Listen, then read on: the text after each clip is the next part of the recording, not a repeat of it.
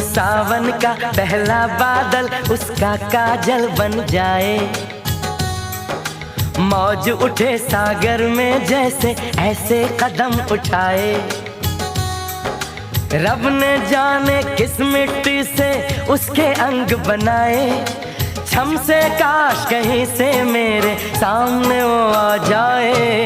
भोली सी सूरत आंखों में मस्ती, दूर खड़ी शर्माए। आय हाय एक झलक दिखलाए, कभी कभी आंचल में छुप जाए। आय हाय मेरी नजर से तुम देखो तो यार नजर वो आए। भोली सी सूरत आंखों में मस्ती, दूर खड़ी शर्माए। हाय हाय आए हाय